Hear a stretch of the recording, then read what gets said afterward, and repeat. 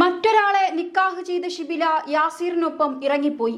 അന്നു മുതൽ ഷിബില അനുഭവിച്ചത് ക്രൂരമായ ലൈംഗിക പീഡനങ്ങൾ, പുറത്തു പറയാനാകാത്ത സംഭവങ്ങൾ. അവസാനം 3 വയസ്സുകാരിയായ പിഞ്ചുമകളുടെ മുന്നിലിട്ട് യാസിർ ഷിബിലയെ കുത്തി. 11 കുത്തുകൾ. പെരുന്നാൾ സമ്മാനമായി ഉപ്പ പുത്തനുടുപ്പും കൊണ്ടുവരുന്നത് പ്രതീക്ഷിച്ചിരുന്ന പൊന്നുമകളുടെ മുഖം മുഴുവൻ പെറ്റമ്മയുടെ പാഴ്മണം മാറാത്ത ചുടുചോര. ബ്രെയിൻ ട്യൂമർ ബാധിച്ച ഉമ്മയെ കഴുത്തറുത്ത് കൊലപ്പെടുത്തിയ മകൻ ആഷിഖും ഷിബിലയെ കൊലപ്പെടുത്തിയ യാസിറും ഉറ്റ ചങ്ങാതിമാർ. ഇത് നടന്ന സംഭവം.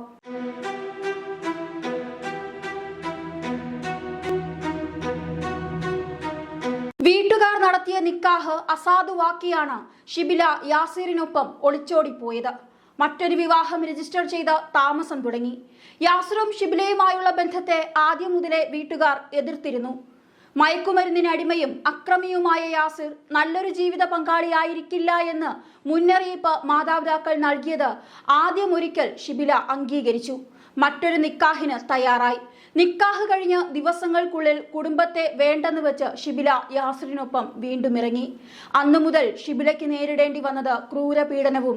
പലപ്പോഴും ഷിബിലയെ കത്തികാട്ടി യാസിർ ഭീഷണിപ്പെടുത്തിയിരുന്നു.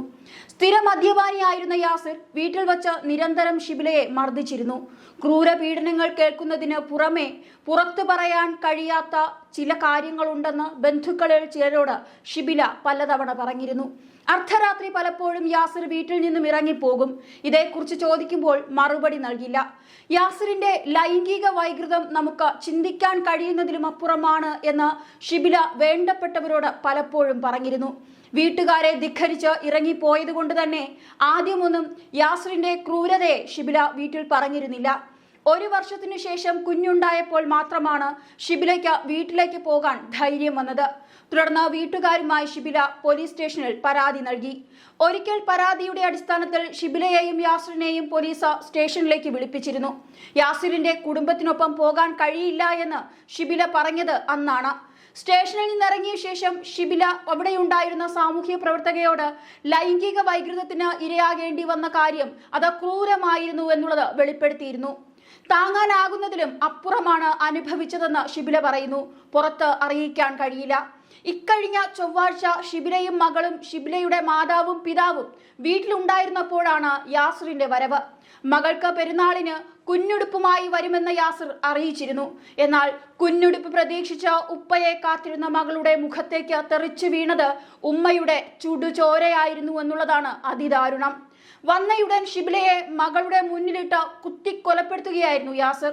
ഷിബിലയുടെ പിതാവ് അബ്ദുറഹ്മാനെയും മാതാവ് ഹസീനയെയും കുത്തി പരിക്കേൽപ്പിച്ച് കാറിൽ രക്ഷപ്പെട്ട യാസിറിനെ കോഴിക്കോട് മെഡിക്കൽ കോളേജ് പാർക്കിംഗിൽ വച്ചാണ് പോലീസ് പിടികൂടിയത്. കയ്യിൽ കരുതിയിരുന്ന കത്തി ഉപയോഗിച്ചാണ് യാസിർ കുത്തിയത്.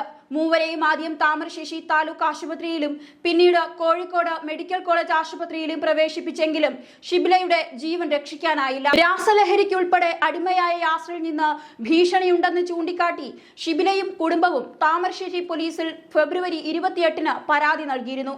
പോലീസ് തുടർ നടപടികൾ സ്വീകരിച്ചില്ലെന്നാണ് ആരോപണം. യാസിറിന്റെയും ഷിബിലയുടെയും ബന്ധം കുടുംബം ആദ്യം മുതൽ എതിർത്തിരുന്നു. ഇരുവരും തമ്മിലുള്ള ബന്ധം ഉപേക്ഷിച്ചെന്ന് അറിയിച്ചതിനെ തുടർന്ന് മാത്രമാണ് പിതാവ് മറ്റൊരാളുമായി ഷിബിലയെ നിക്കാഹ് ചെയ്യിച്ചത്. എന്നാൽ കൂട്ടിക്കൊണ്ടു പോകുന്നതിന് മുൻപ് ഷിബില യാസിറിനൊപ്പം വീട്ടുകാരെ ധിക്കരിച്ച് ഇറങ്ങിപ്പോയിരുന്നു. തുടർന്ന് ഇവർ വിവാഹം രജിസ്റ്റർ ചെയ്തു. കാക്കാട് നക്കലമ്പാട് പ്രദേശത്ത് അയൽവാസികളായിരുന്നു യാസിറും ഷിബിലയും. അങ്ങനെയാണ് ഇവിടെ വച്ചാണ് ഇവർ ഇഷ്ടത്തിലായത്.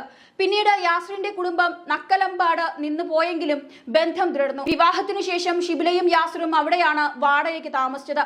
കുറച്ചുകാലം ബേക്കറിയിൽ ജോലി ചെയ്തിരുന്ന യാസിർ പിന്നീട് സ്വന്തമായി തട്ടുകട ആരംഭിച്ചു.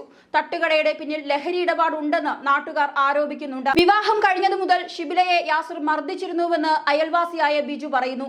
വീട്ടുകാരുടെ സമ്മതമില്ലാതെ യാസിറിനൊപ്പം ഇറങ്ങിപ്പോയതിനാൽ തിരികെ വീട്ടിലേക്ക് വരാനോ പ്രശ്നങ്ങൾ പറയാനോ ഷിബിലയ്ക്ക് സാധിച്ചിരുന്നില്ല. കുട്ടിയുണ്ടായി കുറച്ചുനാൾ കഴിഞ്ഞ ശേഷമാണ് ഷിബില സ്വന്തം വീട്ടിലേക്ക് വരാൻ തുടങ്ങിയത്. സഹോദരിയുടെ വിവാഹശേഷം ഷിബിലയുടെ സ്വന്തം വീട്ടിൽ പിതാവ് അബ്ദുറഹ്മാൻ, മാതാവ് ഹസീന എന്നിവർ മാത്രമായിരുന്നു താമസം. പ്രവാസിയായിരുന്ന അബ്ദുറഹ്മാൻ വീടിനോട് ചേർന്ന് ഒരു കട നടത്തുകയായിരുന്നു. ഷിബില ഷിബിലയും യാസിറും തമ്മിൽ പ്രശ്നം രൂക്ഷമായതോടെ വാർഡ് മെമ്പർ അടക്കം പ്രശ്നപരിഹാരത്തിന് ഇടപെട്ടിരുന്നു.